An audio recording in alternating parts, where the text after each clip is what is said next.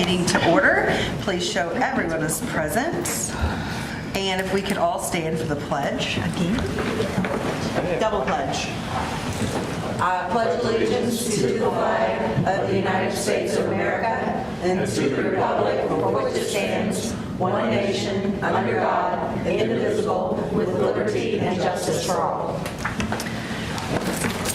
All right, we have with the first agenda. I'm so excited about today's meeting. The first item on the agenda is the approval of the agenda. Do I have a motion? Move to approve. Thank you, Dr. Clayton. Do I have a second? Second. Thank you, Ms. Perkins. All discussions or questions on tonight's agenda? Hearing none, those in favor of approving the agenda say aye. Aye. All those opposed? There are no public comments on agenda items, and the next things we have are two very short presentations. And the first one is on literacy and numeracy by Dr. Hurlage. Okay, it may not be so short. Literacy and numeracy are the heartbeat of why we exist, to support our students. And I'm very passionate about literacy because it is the foundation of all other content areas. And without a strong foundation in literacy for our students and an investment to make sure that they leave elementary school, with that, chances are they are not going to be successful in their college and careers. So we work together. We have a fantastic team called our academic team, and it consists of both superintendents, our director of technology, our director of special populations, and our supervisor of assessment.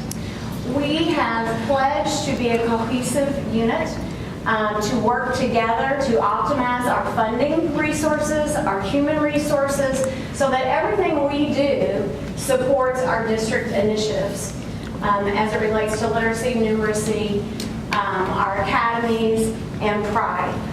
And so everything that we work together, we create a year-long plan, we look at it monthly, we tie that into our administrative team meetings, we tie it into our cabinet meetings, and of course our weekly meetings.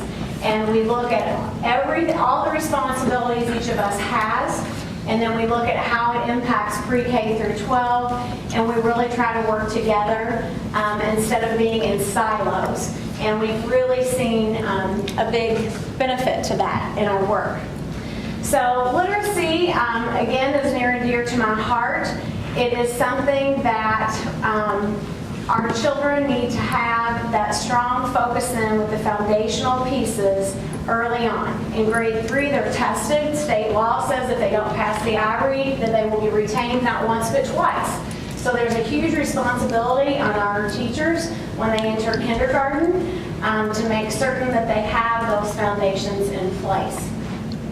So our coaches have provided models and examples aligned to our annual pacing guide, our quarterly pacing guides to support all these strategies. The first thing we really try to focus on, years ago, it was someone might hear a child reading, and if they were fluent, they thought that they could comprehend. But it's really important that our focus is not just on being able to read, but they can learn from that reading and they become thinkers. Reading is thinking. We also want to then make sure that students can intake that information and then use that to solve and apply to real-world situations. Reading and writing are connected. They go hand in hand. The better a child is at reading, the better they will be at writing. Communication skills are necessary for any field or skill that they choose to pursue in their life. And again, not just able to do those things, but to truly build an understanding so that all content areas can be built upon that. We want to make sure our teachers know how to pose purposeful questions and discussion for critical thinking and higher order thinking skills. We also know that our students come to us as different from each other. And so we have to know how to adjust our instruction to meet our children where they come to us from and be able to provide growth. And that has to happen in both the core instruction as well as our impact intervention.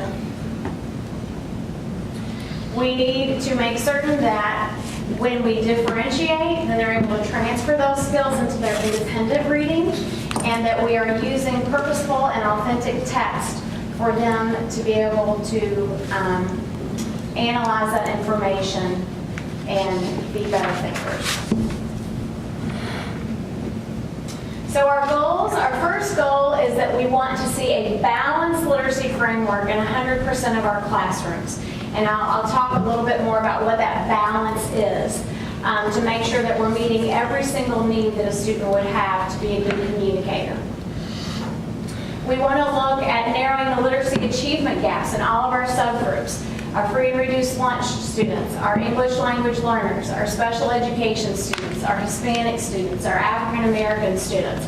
We want to make sure that they are showing mastery at 70% on iLearn and iStep. We want to make sure that they demonstrate growth each year as is measured by our state assessment and level of accountability. So how are we going to do that? And these are the things that our academic team focuses on each week. Well, first of all, we want to make sure that it's balanced. And what I mean by that is that first of all, we have a focus lesson or a mini lesson, which is our state standards. We're required to teach the Indiana academic standards. We then look at word work. What's appropriate for a primary student is phonemic awareness, phonics, and then we get on up into the Latin root words as students get up into the intermediate grades. Our guided reading is a time where students come in small groups based upon their reading levels. We differentiate the instruction. We become a student of our students. What I do as a teacher needs to align with the skills that my students have or don't have. And I need to adjust the instruction accordingly. And then after they leave that guided reading table, they have independent and shared reading. And that's where they focus on grade level text and authentic text. And they're able to respond to text, synthesize, analyze, and do all the things they need to do to build understanding. And that's a huge focus of our new iLearn assessment, which we are getting ready to start on Monday. We've created an annual pacing guide. We've worked really hard to break that down for our teachers into quarterly resources with standards, with examples, with technology links to help their job be easier as a teacher and to unwrap those standards to make sure what they're truly teaching is exactly what we're accountable for as educators. We've developed a kindergarten checklist to use as assessment. We do a screener when they come in to see where the baseline data is, and then we have a benchmark assessment that we do each quarter, and their skills are progressively increasing as they go throughout the year. And we've had a team of teachers that work together to create that. We've developed a K-2 word study scope and sequence that goes along with our quarterly resources to make sure that the phonics trajectory is in line with what students need to know and be able to do so they can master the standards. We've provided PDs for our AICs, which is the Academic Improvement Coordinator in the elementary buildings. They serve as a part-day coach and interventionist.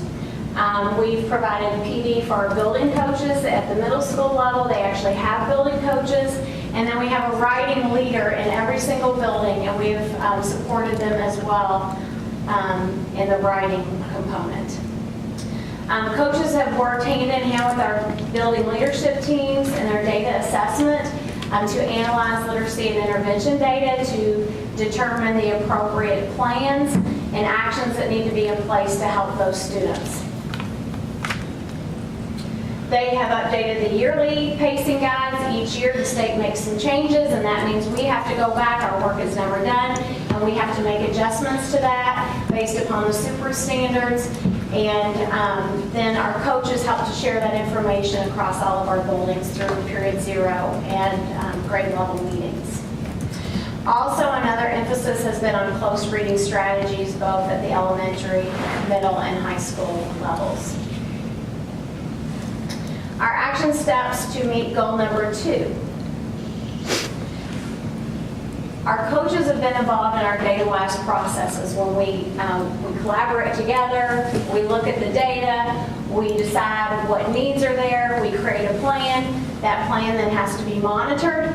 We go back, we're constantly looking at data, making adjustments, and that's just how we strive to be the best that we could be and continue to improve instruction. They have identified where those gaps are in literacy. When a student is at the 2nd grade and is not successful, we have to do certain assessments. We have to determine why. What is the obstacle that is preventing that child from breaking the code? Is it phonemic awareness? Is it working memory? Is it processing speed? We've had to train our AICs on what assessments are appropriate to determine what these deficits are. And then once we get that data, we have to analyze it to determine, okay, what is the plan? What's the appropriate program that we have and we've trained them on so that they can narrow these gaps? And so that goes along with our intervention training programs on how do we diagnose and then how do we treat those deficits. Because we can't just keep moving on. We're not going to help kids have the strong foundation they need. Because at the early grades, we really think about teaching children to read. But come 3rd grade, middle of the year, you have to read to learn.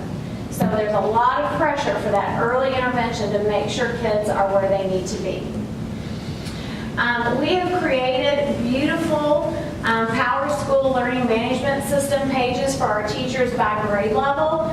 We have one for principals, we have one on assessment, we have one for each grade level with specific resources broken down by each component of the literacy framework with technology links, assessments, tools, books, a litany of resources to help make their jobs easier. And this is the work that our coaches do.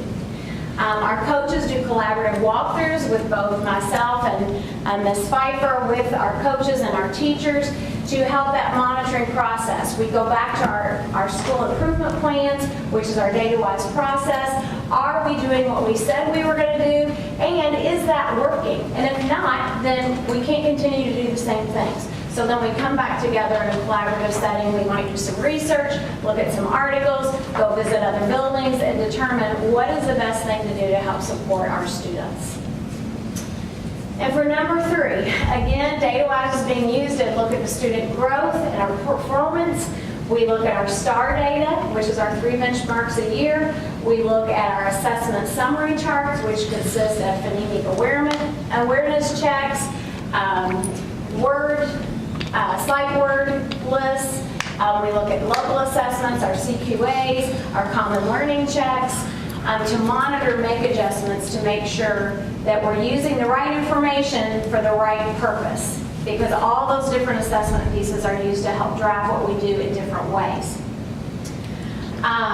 We have continued our training to make sure teachers have the appropriate tools and strategies to support specific deficits that our kids have.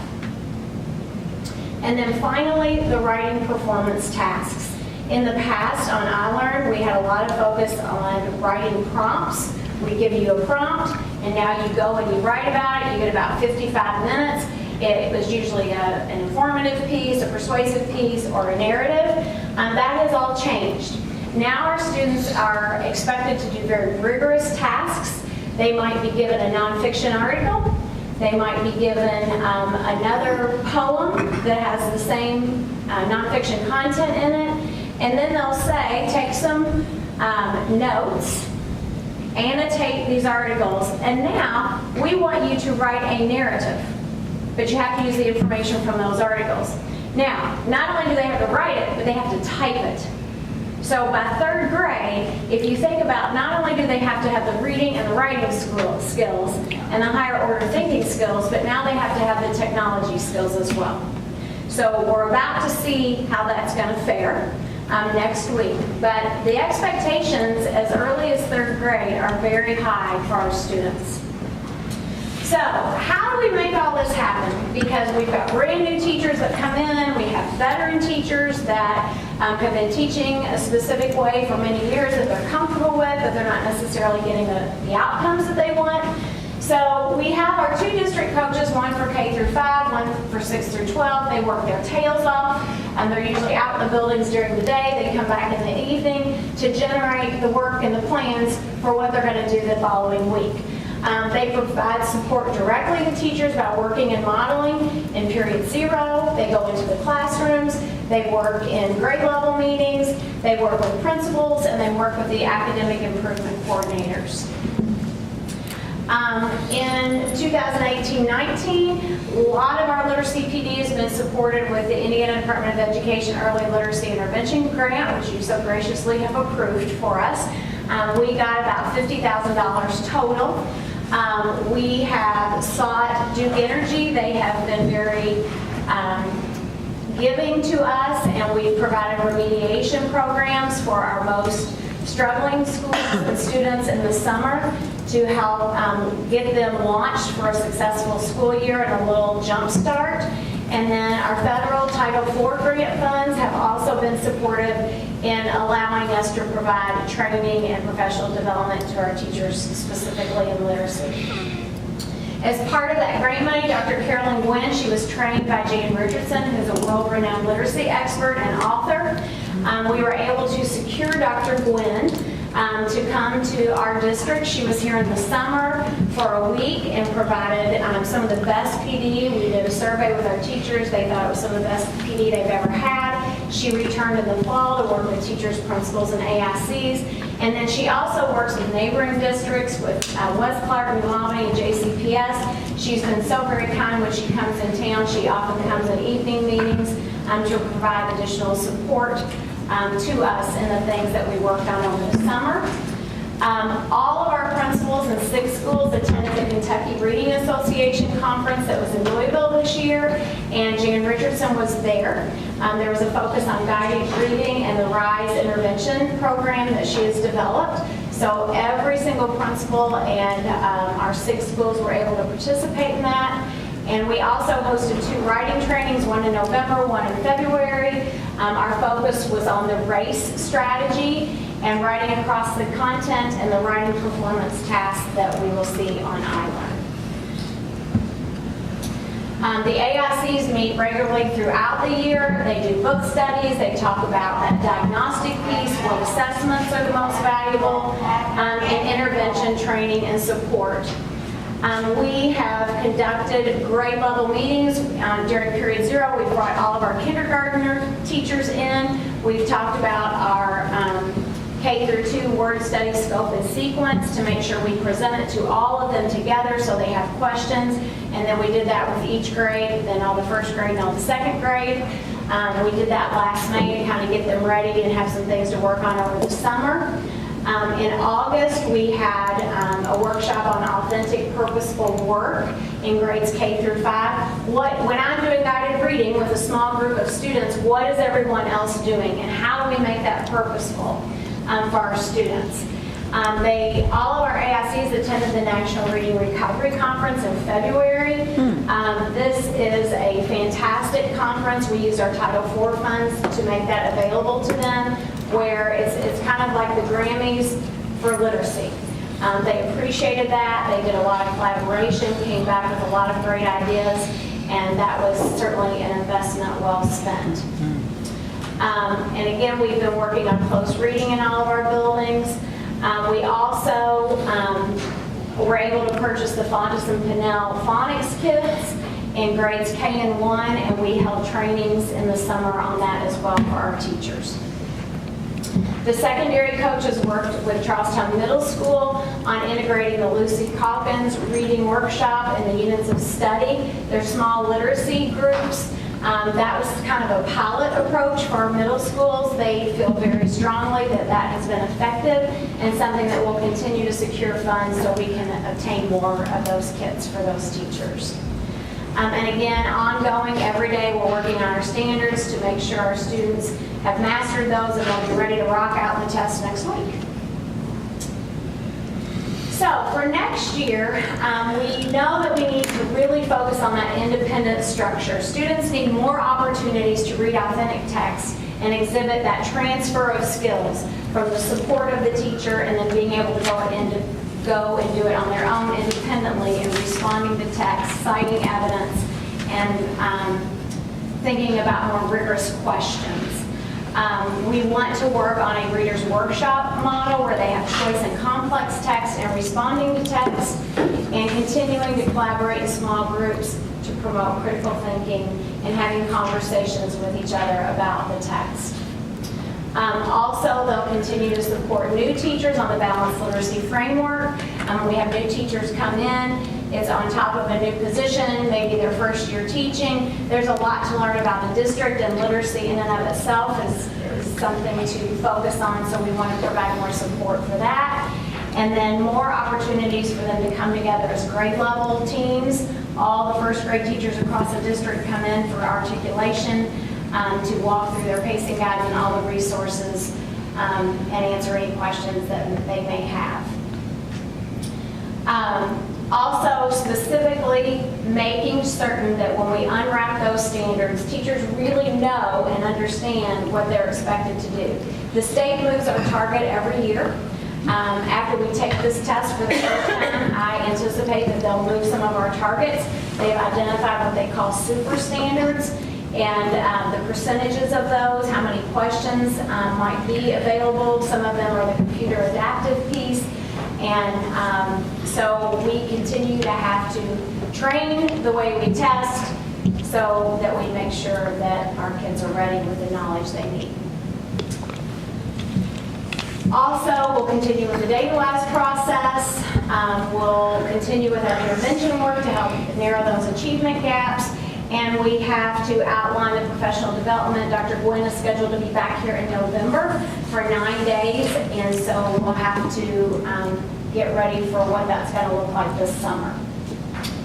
In numeracy, a lot of this is parallel and aligned to literacy. Our coaches work to model, go in side by side with teachers, watch them teach, provide feedback to them.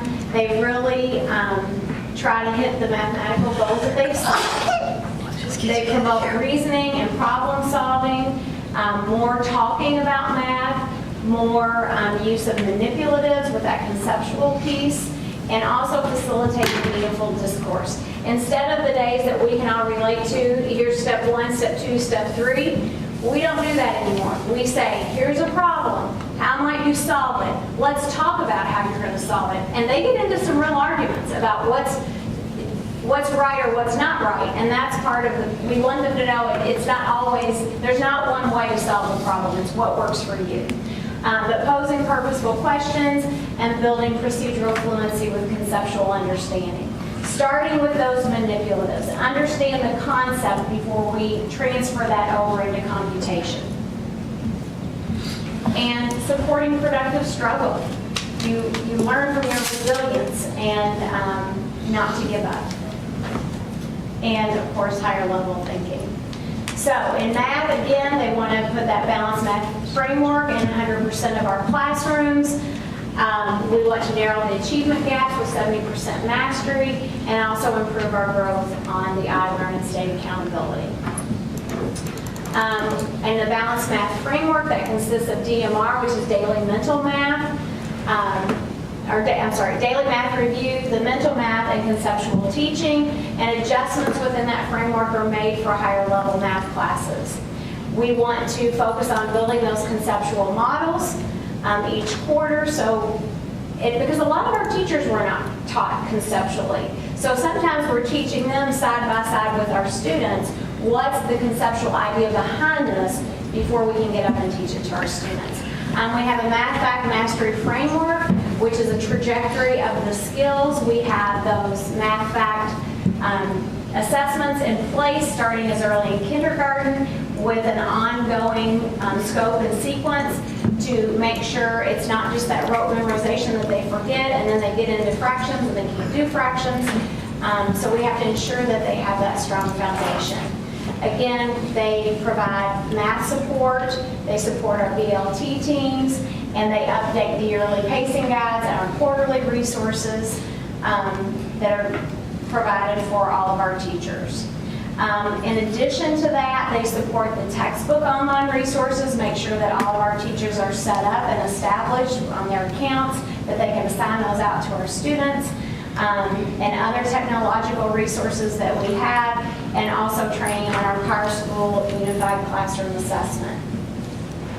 The math coaches have also participated in DataWise. They've supported schools to identify the gaps, and they've provided intervention resources. They've posted those to those same learning management system pages that are easy, accessible to our teachers as well as our students. Finally, they use the variety of data from STAR and local assessments to analyze where the breakdown is in understanding, and then try to provide additional support so students learn from those mistakes and become closer to mastery. Also, they have a big focus on rubrics, graphic organizers, and other resource examples. And the middle schools have aligned their math pathways to share with parents and students in the course selection that they take based upon their ability. So, again, the district coaches have provided that support to all of our buildings. They have used SIG grant money to support the math professional development and help to expand that out to our other buildings. They've worked with consultant Kathleen Wilson. She has come in, she's spent time in the building, she's done district PD, she's provided additional support when she's in town, and coaching. She has direct coaching with teachers, goes into the classroom, and with our math coaches. And they have provided 4 half-day PDs to the building leads, and then use that to take back to support the teachers in their building. All of our math leads are current classroom teachers, so we've had to be kind of strategic in how we release them to be available to attend this training. So they will continue this modeling and coaching model with the teachers, the focus on conceptual strategies, and also the grade level articulation each quarter. They'll continue to strive to meet the DataWise math goals. And that's the conclusion. Thank you, Dr. Hartley. I have a question. Questions? I don't have a question. One of a non-voter, 10 years old. Now, you say these tests start next week? Yes. Okay. The state assessments. Okay. I was asked as a board member if the board would stop the test from this representing Utica Elementary School. And it wasn't one, they were representing supposedly all the 5th graders, I guess, I don't know. But I have spoken what they asked me to do. Stop the test. Yes.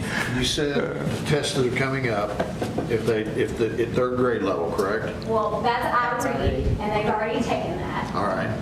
If they don't get through these tests successfully, if a particular student doesn't get through the test successfully, then they're held back, Correct. and they're held back for 2 years? Up to 2 years. Up to That 2 is years. correct. Do the parents know this? Yes. The reason I'm asking is because I know I've got grandkids in Utica, and my wife babysits the grandkids, so I hear all this kind of stuff. They've got too much homework and whatnot, and I'm of the opinion, load the little rascals up, everything you can to keep them, get to where they need to be. But I have the impression, and perhaps I'm mistaken, that even if we're telling them, perhaps the parents aren't taking it to heart how important it is for their students to be able to pass these tests, and that if they don't, you're going to be held back. And it's not because your kid's dumb, or it's not because it's a punishment. It's because if you don't, then you're not going to be ready for the next That's correct. level, as I assume. In 3rd grade, at our first back to school night, this is mentioned. Okay. We have a variety of letters that go out periodically through the year. Okay. At our parent-teacher conference, parents are provided a data sheet that kind of lets them know where their child is in comparison to where they should be. Okay. And it's very clearly communicated. Then again, in January, February, any child that's maybe not making the progress they should, we reach out to those parents again, have a second letter to make sure they understand. Now, we administer the test for the first time the week before spring break. They take it electronically, we get the results the next day. Now, the one piece of that is any child that does not pass, we by law have to provide remediation to them between March and the end of the year. Okay. So we provide a third grade remediation, that's our summer school program. But from March till the end of the school year, we're remediating as well. And then we have a very concentrated week with a small group, the kids that didn't pass, they come back in and they have a retest window that they can take it again. Now, depending upon if you're special education, if you're ELL with an IEP, there's what's called a good cause exemption. In our district, we have always been of the belief that we want to give children every opportunity. We've done a great job. We've had lots of children with special needs come back and pass because they're close.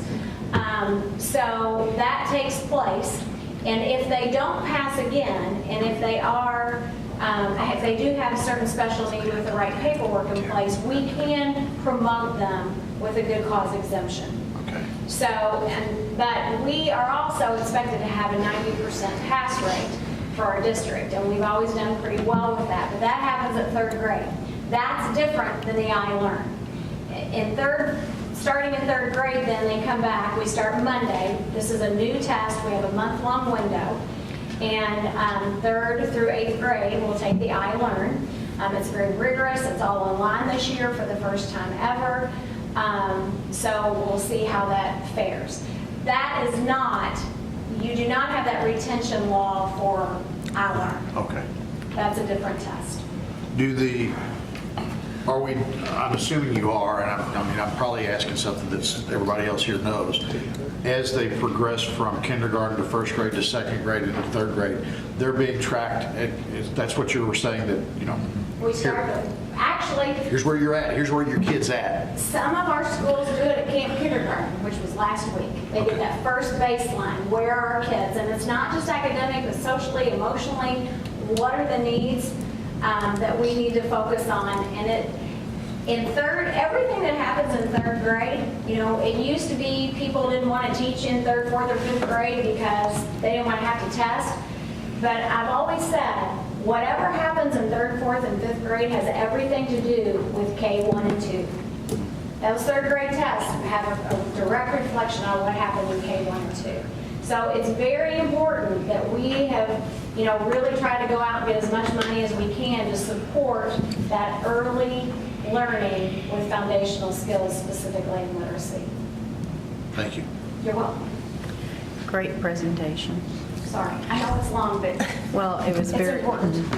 very informative, and I guess you just don't go in your classroom anymore, shut the door, and get out your dinosaur unit. And you don't go page by page. No, or have dittos. It's interesting because the textbook companies, the text reading adoption is coming up. Right. And very few of the companies anymore even are making the traditional basal anthology. Huh. They're going to level readers that go hand in hand with the framework that we have in place for balanced literacy. So it's just that there's a huge shift. You have to have that differentiation, and you also have to have that reverse higher order thinking and response. Thank you. I think you're very descriptive. I have a comment and a request. I appreciate greatly the critical thinking and the problem solving that we're incorporating at that level. A lot of the kids I work with have lagging skills in those areas, and it's difficult to solve problems when they don't have the skills to think through any solutions. So I appreciate that work very much. And I have a hard time accessing Google Docs. Could you email me your presentation? I appreciate it. Thank you. Thank you. The next presentation is on the Lottie graduation system by Ms. Pfeiffer. Just really bringing the board a few reminders. 3 of our board members weren't necessarily here or present or maybe aware that in May of 2017, we approved a new method to recognize our graduates. So moving from the old Val-Sal program of recognizing graduates to the Laude system. And believe it or not, time flies, and those graduates will be ready to go in 2020.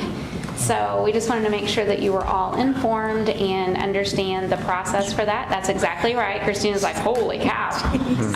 At the time, our freshmen that were in 2017 were informed after the board approval that we would be moving to the system and explained to them how that would work. We also communicated that to parents.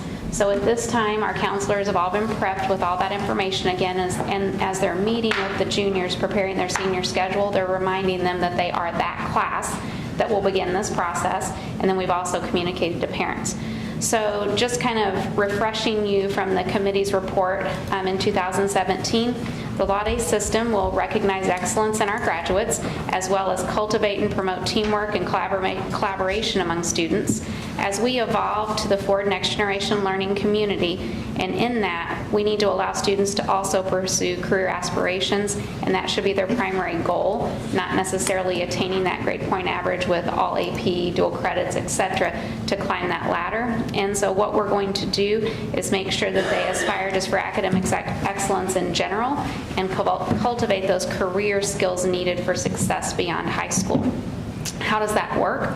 Well, they're going to be aspiring to attain a certain GPA, which is already set out for them for each of the 3 levels of the Laude system. And due to differing numbers of advanced placement classes and honors courses at each high school, that GPA cut score might be unique to each high school, but will be communicated. We've also laid those out, and like a 4.0 to 4.9 would be cum laude, 4.5 to 4.69 magna, and then 4.7 and above summa. And then you're probably thinking, well, how does that work with commencement?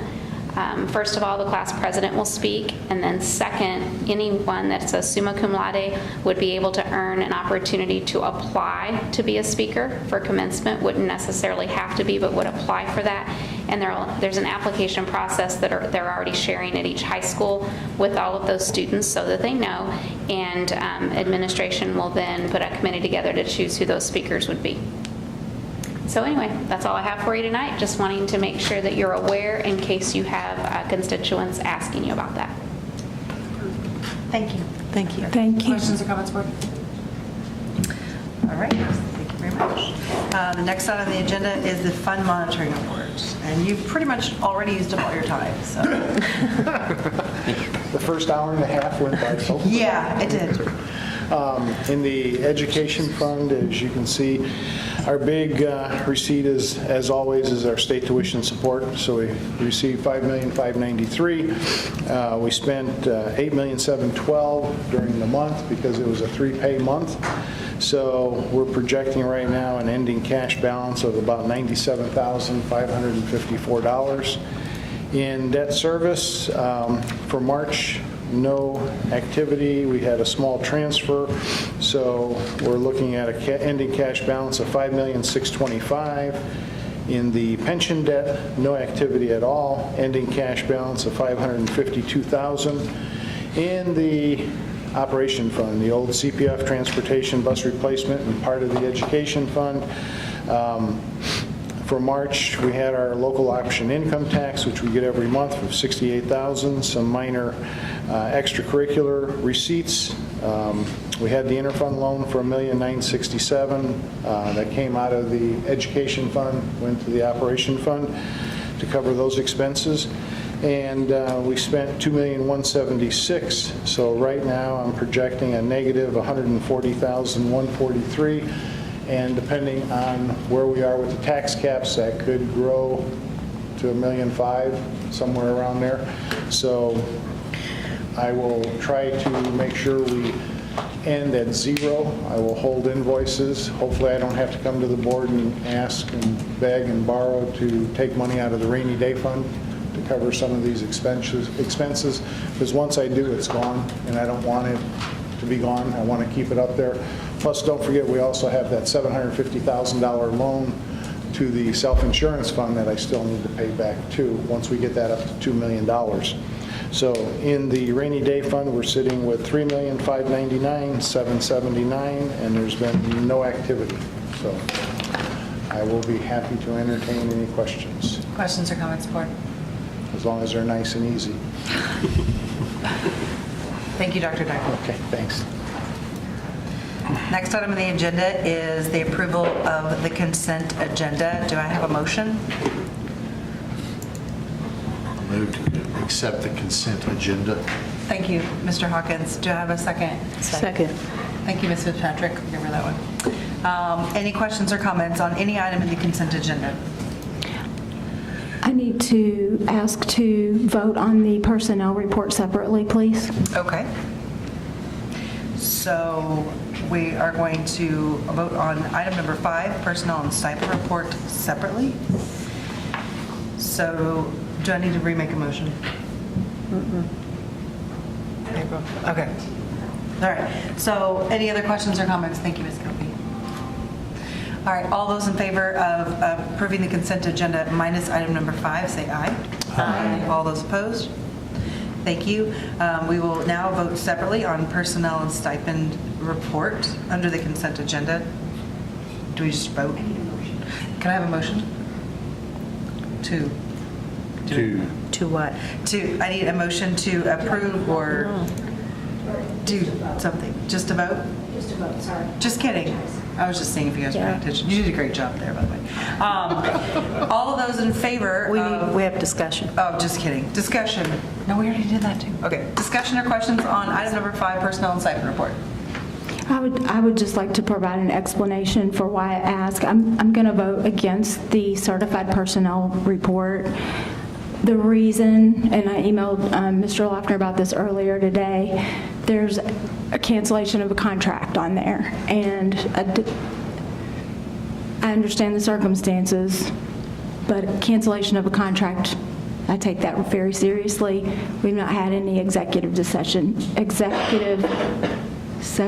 discussion, documentation, anything like that relative to the cancellation recommendation. Early on in my career as a board member, a similar scenario happened. I voted for it and I regretted it. So I've just got to learn from my perceived mistake and vote against the certified personnel report for that reason. Just wanted to make it clear. Absolutely. Thank you, Ms. Skokie. Any other questions or comments, board? All right. All those in favor of approving the personnel and stipend report as submitted, signify by saying aye. Aye. All those opposed? Aye. Thank you, Ms. Skokie. Thank you. Abstain at this time. All those abstained? Aye. And Ms. Clayton, you did vote. I didn't hear it. Aye. Okay. And Mr. Clayton, you're abstaining? Yes. Okay. Thank you. That was mostly families. Next item on the agenda is gifts to building. That would be me. 1 second. Where's your, what? I'm sorry. Now, this is what. Okay.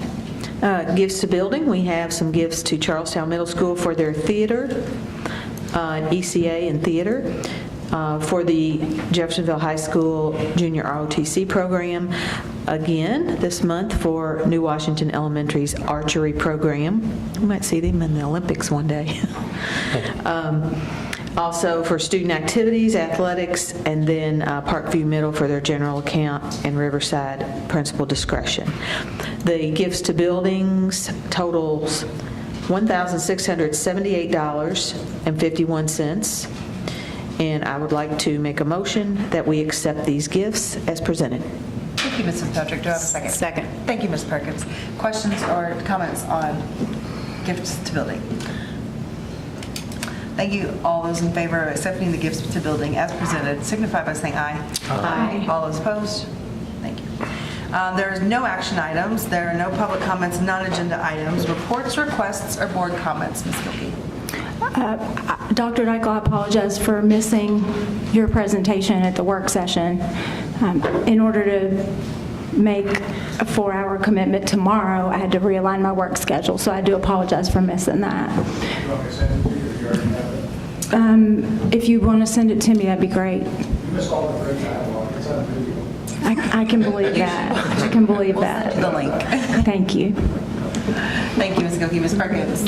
Well, last Friday, we had our legislative meeting with our legislators, and was well attended. That's where several different school corporations, superintendents come and board members come, and we ask questions of our representatives and our senators. So it was interesting.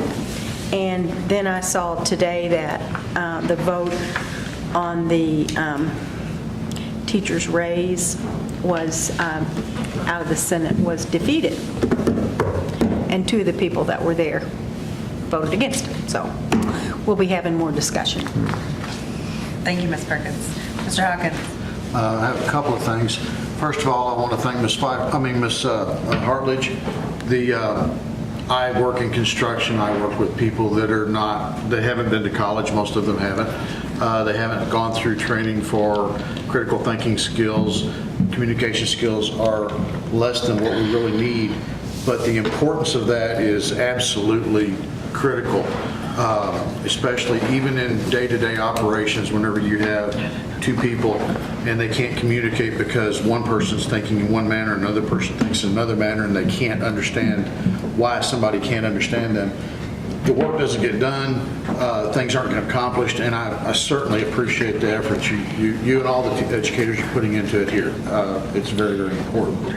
The second thing I'd like to address is completely different. It has to do with funding. I had to pull up a tax record, as everybody should know. They're public records, they're public documents, and you can access them anywhere you want. You can access them if you need to. And I'm looking at a house in Clarksville, and the tax rate for the school corporation at this location, which is in Old Clarksville, in 2017 was $1.42 per hundred, and 2018 it's $1.43 per hundred. And just for the record, I'd like our constituents to understand that our tax rate's at $1.14, I believe it is, thereabouts. Up from 83, yeah. Right, up from 83, it is higher, but we are still well below most of the other surrounding communities. Yes, we are. And Yes, we are. Dr. Dykkel's done everything he can to try to maintain and keep that at a reasonable level. We all also, as Ms. Perkins pointed out, want to see our educators remunerated in a fair manner. Yes. And part of that requires money.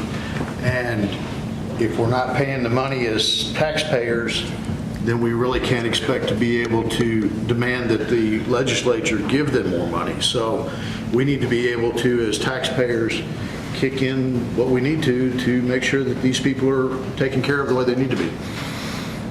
Thank you, Mr. That's it. Hawkins. Thank you. Mr. Buckwalter. No, thank you. I'm fine. Thank you. Dr. Clayton. I pass. Ms. Fitzpatrick. No, thank you all for being here tonight. Thank you very much. Thank you. I just want to say, I know we're going to have to be creative when we come up with the money for our schools and for our teachers.